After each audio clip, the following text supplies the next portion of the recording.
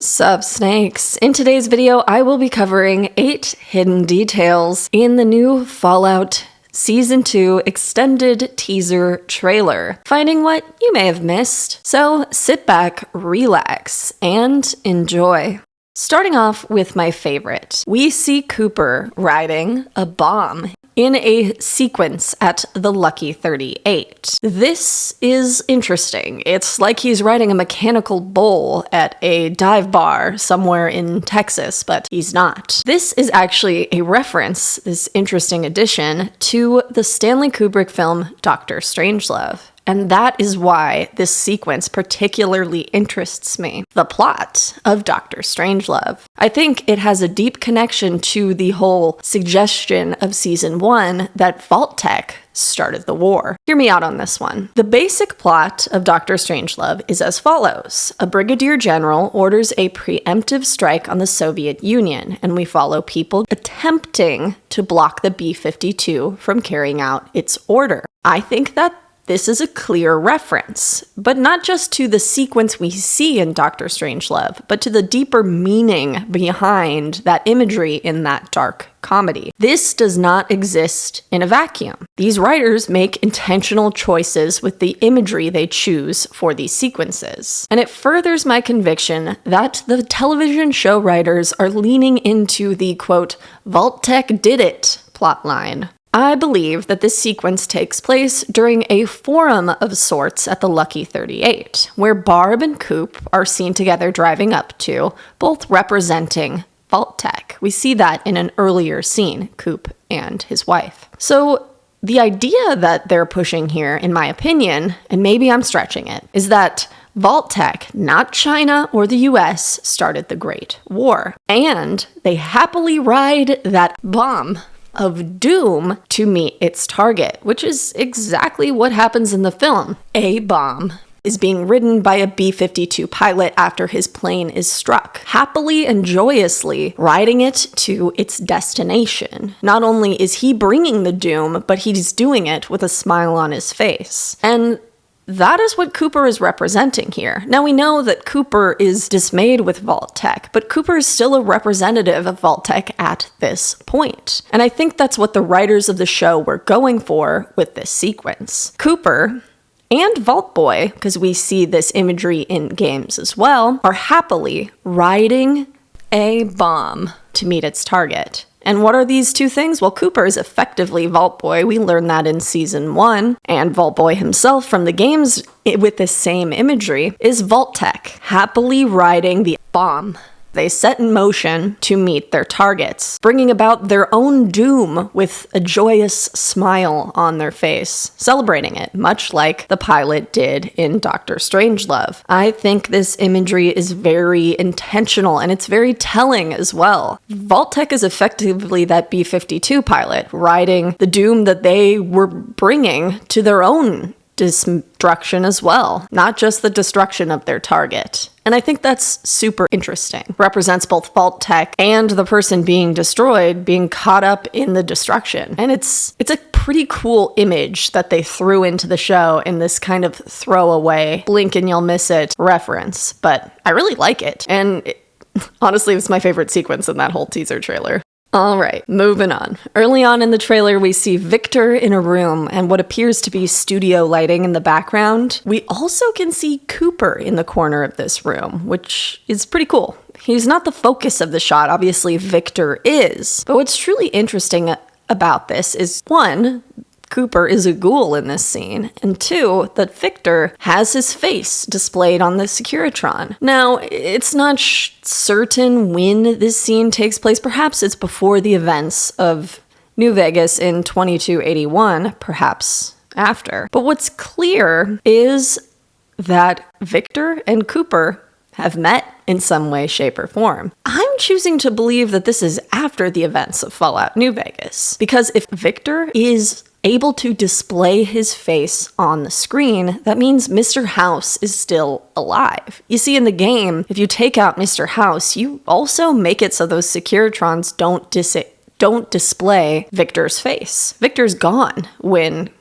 Mr. House is gone. So that would mean that perhaps the canonized ending of Fallout New Vegas, which we are sure to find out in Season 2, is the house ending. Now, if you look at this also with the fact of some recastings, which we'll talk about soon, the evidence is mounting that Mr. House survived, and this little detail of Victor surviving is another tick in that box. The evidence is mounting that Mr. House is the canon ending of Fallout New Vegas. And another big one about this is the actor that plays Mr. House was recast. We see Mr. House very briefly in a boardroom scene in Season 1, played by Raffi Silver. And honestly, I thought Raffi did a great job. I also didn't think he looked too young for the part, as many people had said the actor is not in his 20s or anything, so, he's not old, but he's also not young, and he seemed to fit. Instead, in Season 2, they chose to recast him with Justin Theroux, a more recognizable actor, we'll say, to play the part. Which to me, if they're going about the trouble of recasting this actor to someone who is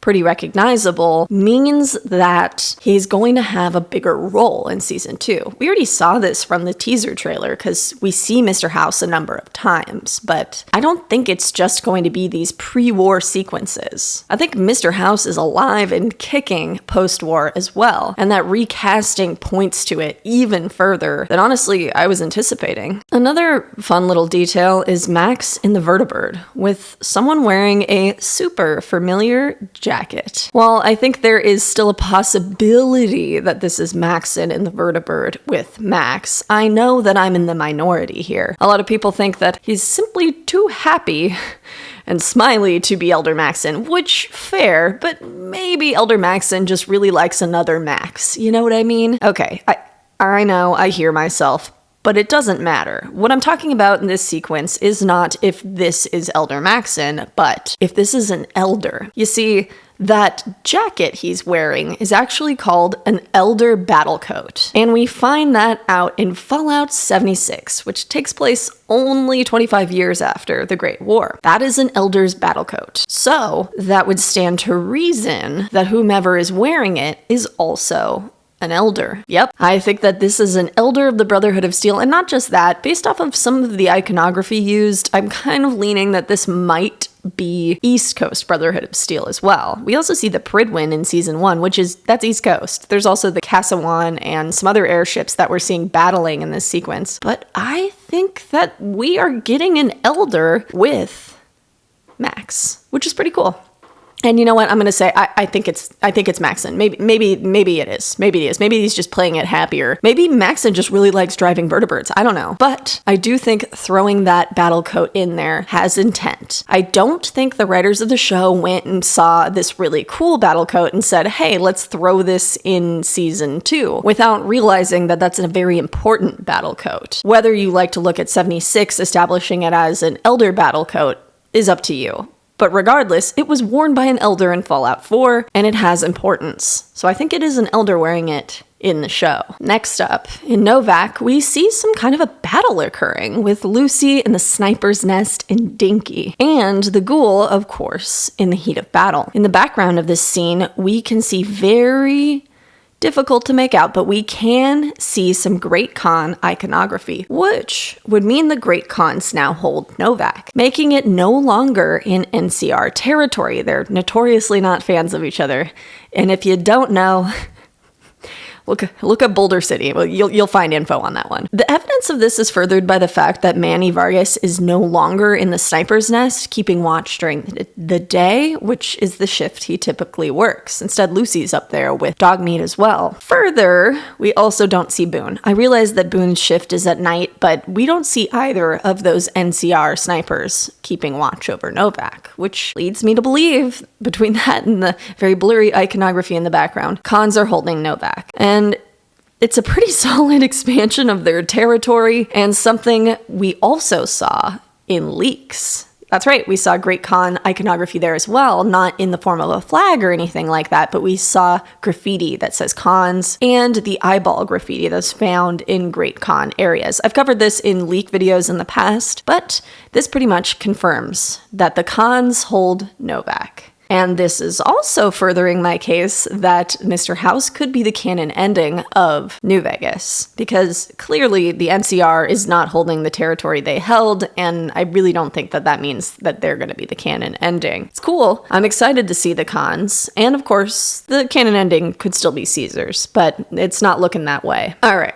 I really like this one too. Lucy has clearly upped her stats for season 2. In one scene, we can see her fighting a feral ghoul, but it does not appear to be any feral ghoul. There are clear members of the Kings on the strip, not in Freeside, and you can really tell by those luscious locks on their heads. The jacket, pants, and shoes are very similar to what is worn in-game. We don't really see the back of the jacket as far as I could see, but it's definitely the Kings. So something over the last decade or so since the events of Fallout New Vegas, a little over a decade, perhaps turned these guys not only into ghouls, but into feral ghouls. Perhaps they were drinking too much radioactive water. Perhaps they took too many trips into the Las Vegas sewers, which are very radioactive in some areas. You find a lot of feral ghouls down there as well. Who knows? Regardless, it is clear that the Kings have somehow been left ghoulified, which I am kind of sad about, but I'm hoping it's not all of them, because in this sequence, they appear to be on the strip,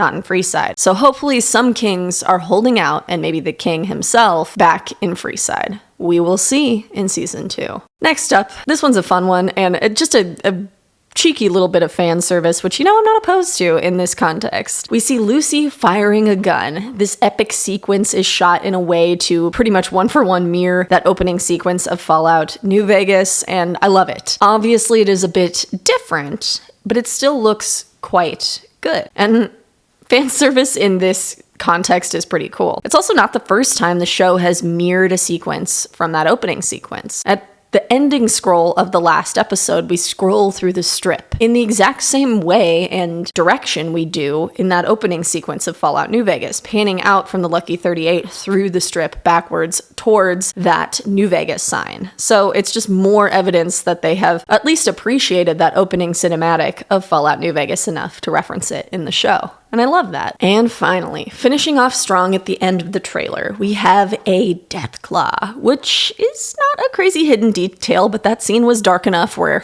it kind of felt like a hidden detail. Clearly, I am aware that that was there and we all saw it. However, something I thought was cool about this Deathclaw is it appears to be blind. Now, the Deathclaws in Fallout 3 and New Vegas have white eyes, but this was not a white eye. It appeared to have a cataract over its eye, that kind of milky opaqueness to it that is common in that cataract-looking eye. Not a solid white eye like we see in New Vegas. So, this blind Deathclaw is now on the strip with its glazed over eye. This is pretty cool, as it helps us pinpoint the location of this Deathclaw. It came from somewhere in the Mojave. But where? Gypsum Train Yard. That's where we find blind Deathclaws in-game. And we're seeing one right here, which I think is so cool. I really do hope it is a blind Deathclaw, because that would just be a pretty awesome little detail that, really shows that the writers knew the games in a deeper way, and I'm hoping that's the case. Also, it might make it a little easier for our fearless little guys fighting him, Lucy and the Ghoul, to get away.